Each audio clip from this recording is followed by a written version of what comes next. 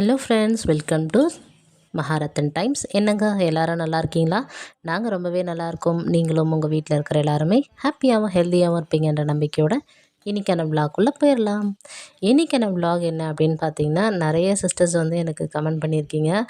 அக்கா காலையில் சீக்கிரமாக எந்திரிக்கணும், எனக்கு வந்து பார்த்திங்கன்னா எந்திரிக்கணும்னு நான் நினைக்கிறேன். ஆனால் வந்து பார்த்திங்கன்னா என்ன அறியாமலே தூக்கம் வந்துடுது, தூங்கிடுறேன், ரொம்ப சோம்பேறித்தனமாக இருக்குது அப்படின்னு சொல்லிட்டு, அதுக்கு ஏதாச்சும் டிப்ஸ் இருந்தால் சொல்லுங்கன்னு சொல்லிட்டு சில சிஸ்டர் வந்து கமெண்ட் பண்ணியிருந்தாங்க.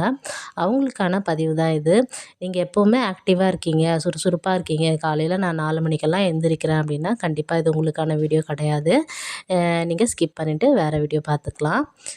வாங்க வீடியோக்குள்ளே போகலாம். காலையில் சீக்கிரமாக எந்திரிக்க சில சூப்பரான டிப்ஸோடு தான் வந்திருக்கேன். வீடியோவை ஃபர்ஸ்ட் டைம் பார்க்குறீங்கன்னா மறக்காமல் சேனலை சப்ஸ்கிரைப் பண்ணிவிட்டு ஃப்ரெண்ட்ஸ் அண்ட் ஃபேமிலிக்கு ஷேர் பண்ணிவிடுங்க.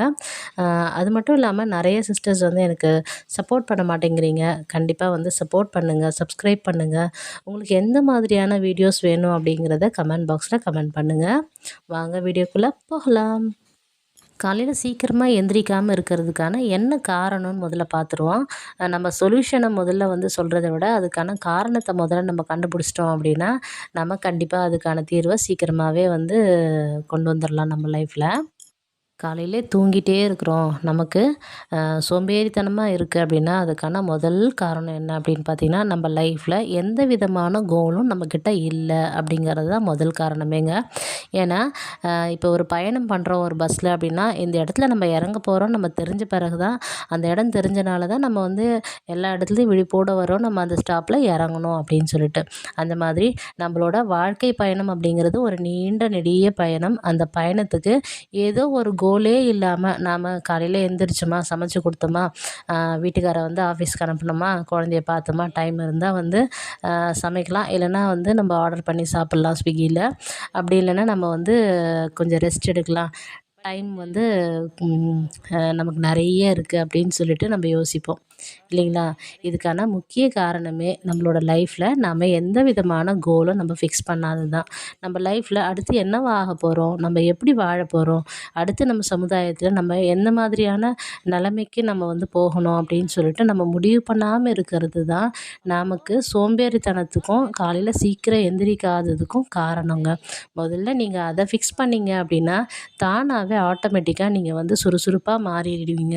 அது மட்டும் இல்லாமல் காலையில் சீக்கிரமாக எந்திரிக்கவும் பழகுவீங்க. யோசிச்சு பாருங்கள், சில நாட்கள் மட்டும் நம்ம காலையில் 2 மணிக்கு எந்திரிப்போம், 3 மணிக்கு எந்திரிப்போம், அப்படின்னு நம்ம எந்திரிப்போம் இல்லைங்களா? அப்போ தேவை இருக்கிறப்ப நம்ம எந்திரிக்கிறோம், தேவை இல்லாதப்ப நம்ம தூங்கிட்டுருக்கோம். நம்ம ஒரு 10th +2 படிக்கிறப்பெல்லாம் பப்ளிக் எக்ஸாம் வரும், நம்ம வந்து படிக்கணும் அப்படிங்கிற அந்த கோல் இருக்கும், நம்ம மார்க்ஸ் ஸ்கோர் பண்ணோம் அப்படிங்கிற அந்த ஒரு எண்ணம் இருக்கும். அதனால் நம்மளை தூங்க விடாமல் வந்து பார்த்திங்கன்னா தடுக்கும். ஏன்னா நம்மளோட அந்த பயம் நம்மளை தூங்க விடாதுங்க. அதுதான் வந்து முக்கியமான விஷயமே. அப்போ நாம் வந்து பார்த்திங்கன்னா தூங்காமல் எந்திரிச்சு ஒரு 2 மணிக்கு 3 மணிக்கு முழிப்பு வரப்பெல்லாம் எந்திரிச்சு படிப்போம். அந்த தூக்கன்றதே நம்மளுக்கு வந்து தெரியாது. நம்ம படிக்கணும் அப்படிங்கிற அந்த ஒரே ஒரு விஷயம் மட்டும்தான் நம்ம மண்டைக்குள்ளே ஓடிக்கிட்டு இருக்கோம். அப்படிங்கிறப்ப நம்ம தூங்கிட்டே இருக்கிற ஆள் கிடையாது. நம்ம தேவைங்கிறப்ப நம்ம கண்டிப்பாக முழிக்கக்கூடிய ஒரு பர்சன் தான். அப்படின்னா கண்டிப்பாக நம்மளால் வந்து பார்த்திங்கன்னா காலையில் சீக்கிரமாக எந்திரிக்க முடியும். சப்போஸ் நம்ம ஒரு ட்ராவல் எங்கேயாச்சும் போகிறோம், வெளியே ஒரு பிக்னிக் போகிறோம் அப்படின்னா அப்போவும் நம்ம சீக்கிரம் எந்திரிப்போம். ஏன்னா நைட்டே நம்ம வந்து பார்த்திங்கன்னா பேசிப்போம், நம்ம சீக்கிரம் எந்திரிக்கணும்னு சொல்லிட்டு நம்ம மைண்டில் ஃபிக்ஸ் பண்ணிப்போம். காலையில் சப்போஸ் லேட் ஆயிடுச்சு அப்படின்னா நம்ம ட்ரெயின் மிஸ் பண்ணிவிடுவோம் அப்படின்னு சொல்லிட்டு. அப்போ நைட்டே நம்ம வந்து பார்த்திங்கன்னா நம்ம மைண்டுக்குள்ளே அது ஓடிக்கிட்டே இருக்கும். அது நம்ம மைண்டில் போயிட்டு ரிஜிஸ்டர் ஆகிடும். ஸோ காலையில் 4 மணிக்கு நீங்கள் யாருமே எழுப்ப தேவையில்லை. 4 மணிக்கெல்லாம் டான்னு கண்ணு வந்து முழிப்பு வந்துடுங்க. இதை நான் உணர்ந்திருக்கேன். நீங்கள் இந்த மாதிரி வந்து உணர்ந்திருக்கீங்களான்னு சொல்லிட்டு மறக்காமல் கமெண்ட் பாக்ஸில் கமெண்ட் பண்ணுங்கள். நம்ம லைஃப்பில் நம்ம ஒரு விஷயத்த அச்சீவ் பண்ணோம் அப்படின்னா கண்டிப்பாக ஒரு விஷயம் அடையணும்னா ஒரு விஷயத்தை இழக்க தாங்க செய்யணும். அப்போ நாம் லைஃப்பில் நல்லா இருக்கணும் அப்படின்னா, சீக்கிரமாக எந்திரிக்கணும் அப்படின்னா நம்ம தூக்கத்தை சாக்ரிஃபைஸ் பண்ணி தான் ஆகணுமே, வேறு வழியே கிடையாது. ஏன்னா ஒன்று இழந்தால் தான் ஒன்று கண்டிப்பாக கிடைக்கும். அது வந்து இந்த பிரபஞ்சத்தோட நீதியே அதுதான். நமக்கு எல்லாமே கிடைக்கணும் அப்படின்னா அது வந்து முடியவே முடியாது. ஸோ கோலை ஃபிக்ஸ் பண்ணிவிடுங்க. கண்டிப்பாக தூக்கம் நம்மளை விட்டு போயிடுங்க.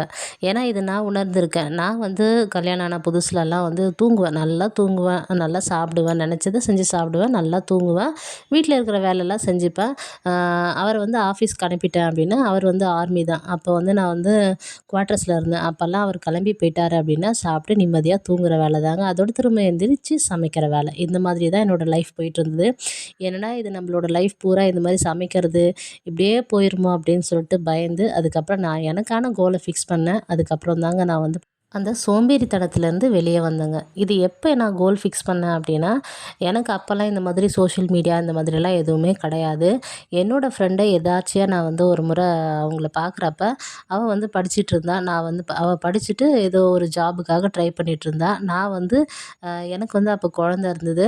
நான் வந்து இப்படி தான் இருந்தேனே, சமைக்கிறது, சாப்பிட்றது, தூங்குறது, சமைக்கிறது, சாப்பிட்றது, தூங்குறதுங்கிற மாதிரி தான் இருந்தேனே.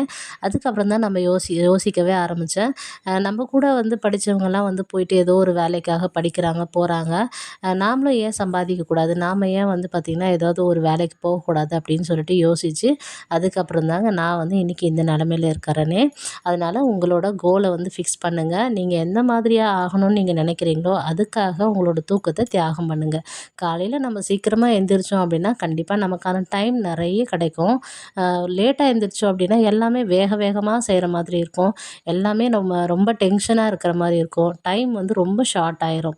அதே ஏர்லி மார்னிங் எந்திரிச்சோம் அப்படின்னா டைம் வந்து ரொம்ப அதிகமாக கிடைக்கிற மாதிரி இருக்கும். காலையில் ஒரு 7:30 மணிக்கெலாம் சமையல் வேலை முடிச்சிடலாம், வீட்டு வேலை முடிச்சிடலாம். அதுக்கப்புறம் நமக்கான டைம் தான் இருக்குமே. அப்போ நம்ம யோசிக்கிறதுக்கு நிறைய டைம் கிடைக்கும். நம்ம லைஃப்பை பற்றி யோசிக்க நிறைய டைம் கிடைக்கும்.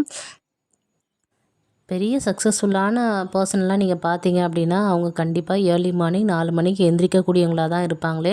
ஏன்னா சோம்பேறிகள் வென்றதா கண்டிப்பாக வந்து எந்த ஒரு வரலாறும் கிடையவே கிடையாது. அதனால் வந்து பார்த்திங்கன்னா, மார்னிங் எந்திரிக்கணும்னா முக்கியமான விஷயம் நைட்டு டைமுக்கு போய் படுத்துடணுங்க. கரெக்டாக நைட்டு ஒரு 8:30 மணிக்கு இல்லை 9 மணிக்கு போய் படுக்க போகிறோம் அப்படின்னா, படுக்க போகிறதுக்கு முன்னாடி நாம் அந்த மொபைல் ஃபோன்லாம் எடுத்து ஹால்லேயே வச்சுட்டு நம்ம வந்து பார்த்திங்கன்னா நம்ம தூங்க போயிடணும். நம்ம மொபைல் ஃபோனை கொஞ்ச நேரம் பார்த்தோம் அப்படின்னா கூட நமக்கு அந்த தூக்கம் அப்படிங்கிறது வராமல் போயிடும். அது மட்டும் இல்லாமல் ரெகுலராக காலையில் எந்திரிக்கணும்னா ரெகுலராக நைட்டில் சீக்கிரமாக தூங்க போயிடணும். லேட்டாக தூங்கிட்டு காலையில் எந்திரிக்க முடியலன்னு சொல்லிட்டு அவதிப்படக்கூடாது. நம்ம வந்து நைட்டு வந்து ஒரு 9 மணிக்கெலாம் தூங்க போனோம், இல்லை ஒரு 8:30 மணிக்கெலாம் தூங்க போனோம் அப்படின்னா தான் காலையில் 4 மணிக்கு எந்திரிக்க முடியும். அப்படி இல்லை நான் தூங்குறதே 1 மணிக்கு தான் தூங்குவேன், ஆனால் நான் 4 மணிக்கு எந்திரிக்கணும் அப்படின்னா எந்திரிக்கலாம். ஆனால் ஆக ஆக நாட்கள் ஆக ஆக அது நம்மளோட ஹெல்த்தை வந்து ரொம்பவே பாதிக்கும். அதனால் வந்து பார்த்திங்கன்னா தூக்கம் அப்படிங்கிறது ஒரு 7 to 8 ஹவர்ஸ் மேக்ஸிமம் வர மாதிரி பார்த்துக்கோங்க. ஃபஸ்ட்டு எந்திரிக்க ரொம்பவே கஷ்டமாக தான் இருக்கும். அலார்ம் வச்சுட்டு நம்ம வந்து பார்த்திங்கன்னா, அலாரத்தை நம்ம கைக்கு பக்கத்துலேயே வச்சுக்கணுங்க. நம்ம காலையில் எந்திரிக்கிறோம் அப்படின்னா, உடனே நமக்கு வந்து பார்த்திங்கன்னா, நாமளே எந்திரிக்கணும் அப்படின்லாம் எதிர்பார்க்கக்கூடாது. கொஞ்சம் கொஞ்சமாக தான் நம்ம லைஃப்பில் சேஞ்சஸ் வந்து வரும். நம்ம அலாரம் வைக்கிறோம் அப்படின்னா, அந்த அலாரத்தை நம்ம கைக்கு பக்கத்துலேயே வைக்கவே கூடாதுங்க. கொஞ்சம் தூரமாக வைக்கணும். ஏன்னா நம்ம எந்திரிச்சு போய் தான் அதை ஆஃப் பண்ணோம் அப்படிங்கிற மாதிரி வைக்கணும். நம்ம பக்கத்துலேயே வச்சோம் அப்படின்னா திரும்ப ஆஃப் பண்ணிட்டு திரும்பவும் நம்ம தூங்கிடுவோம். அப்போ தூரமாக இருந்ததுன்னா எழுந்து நடக்கிறப்பவே நமக்கான தூக்கம் வந்து கலைஞ்சிரும். உடனே ஆஃப் பண்ணிவிட்டு நம்ம ரெஸ்ட் ரூம் போயிட்டு ஃபேஸ் வாஷ் பண்ணோம் அப்படின்னா நமக்கு அந்த தூக்கம் வந்து போயிருங்க.